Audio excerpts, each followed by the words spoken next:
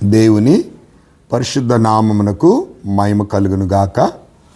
మరలా ఈ ఉదయకాలంలో దేవుని సాన్నిధ్యములో కూర్చొని దేవుని వాగ్దానమును జ్ఞాపకం చేయుటకు దేవుని సేవకుడైన నాకు దేవుడిచ్చిన మహాకృపను బట్టి, ఆయుస్సును, ఆరోగ్యమును బట్టి ఆయనకే కృతజ్ఞతాస్తుతులు చెల్లిస్తూ ఉన్నాను.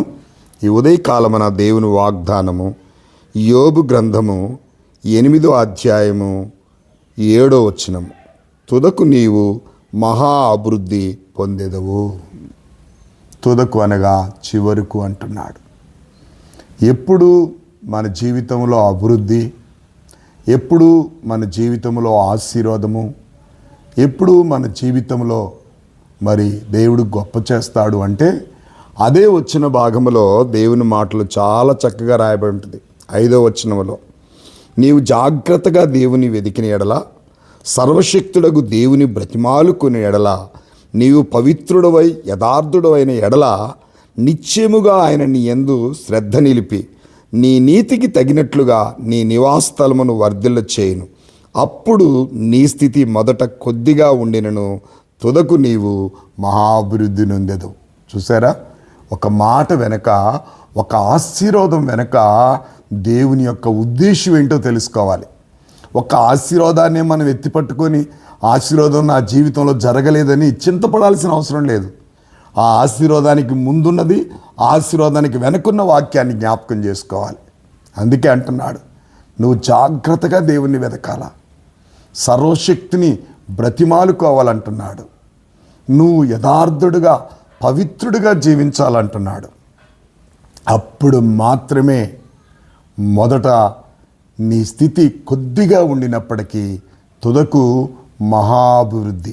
ఎప్పుడు అభివృద్ధి అంటే ఆ సర్వోన్నతుడైన దేవుని బ్రతిమాలుకొని ఆయన సన్నిధిలో జాగ్రత్తగా మసులుకొని యథార్థంగా పవిత్రంగా జీవిస్తున్నప్పుడు మన స్థితిని చూచిన దేవుడు మనని అభివృద్ధి పరుస్తాడు.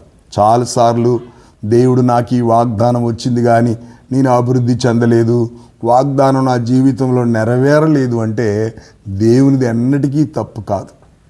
దేవుని వాగ్దానం వెనక నేను చాలాసార్లు చెప్పాను, ఒక సిమ్ము మనం కొన్నప్పుడు ఆ సిమ్ము కొన్న తర్వాత అంటాడు షరతులు వర్తిస్తాయి అంటాడు. షరతులు అంటే దానికి ఉన్నటువంటి నియమం ప్రియులారా. అలాగే దేవుని వాక్యమును కూడా నియమం ఉన్నదన్నమాట. ఆ దేవుని వాక్యము నియమం ప్రకారంగా మనం జీవించినప్పుడు, అందుకే అపోస్తులైన పౌలు అంటాడు, నియమం ప్రకారం పోరాడకపోతే కిరీటాన్ని పొందలేము అంటాడు. సిస్టమ్, దేవుని యొక్క సిస్టమ్.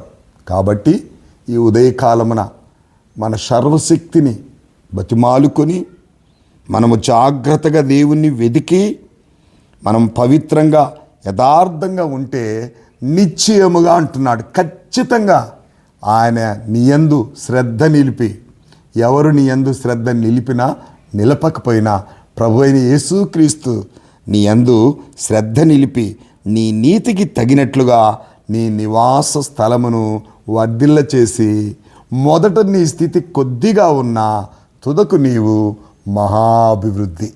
ఎంత గొప్ప మాటలో, ఎంత చక్కని వాగ్దానమో ప్రియులారా. కనుక ముందు వాగ్దానాన్ని జ్ఞాపకం చేసుకొని వాగ్దానానికి ముందు వెనుకున్న విషయాలను చదివి గ్రహించి ప్రార్థించుదాం. అలాంటి కృప దేవుడు మనకిచ్చాడు. వాక్యానికి ఉన్న శక్తి, వాగ్దానానికి ఉన్న శక్తి ఎంతో గొప్పది ప్రియులారా. కాబట్టి ఆయన వాగ్దానాన్ని ఎత్తిపట్టి స్తుతించి ఘనపరిచి ఆరాధిద్దాం. అట్టి కృప దేవుడు మనకు అనుగ్రహించునుగాక.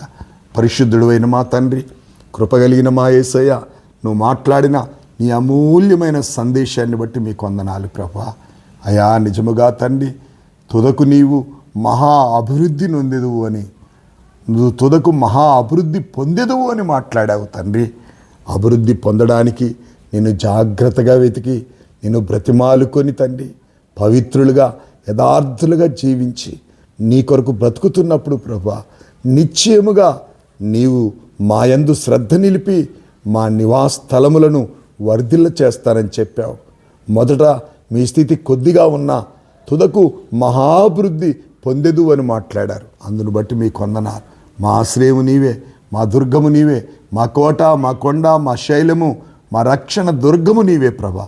నీ వాగ్దానను బట్టి నేను స్తుతించి గణపరిచి ఆరాధించి నీ చిత్తమును మాత్రమే జరిగించుటకు మీరు మాకు నాయన మీ సమయాన్నిచ్చి ముందుకు నడిపించి మేలు చేసి ప్రతి కీడుకు దూరముగా ఉంచి మీరే ఘనత మహిమ ప్రభావములు పొందుమని యేసు నామములో అడిగి వేడుకొనుచున్నాను తండ్రి, ఆమేన్. దేవుని పరిశుద్ధ నామమునకు మహిమ కలుగును గాక. దేవుని వాగ్దానాన్ని ఎత్తిపట్టి ఆరాధించి ఇతరులకు షేర్ చేయండి. వారును మీరు దీవెనకు పాత్రులవుదురుగాక. ఆమేన్. God bless you all.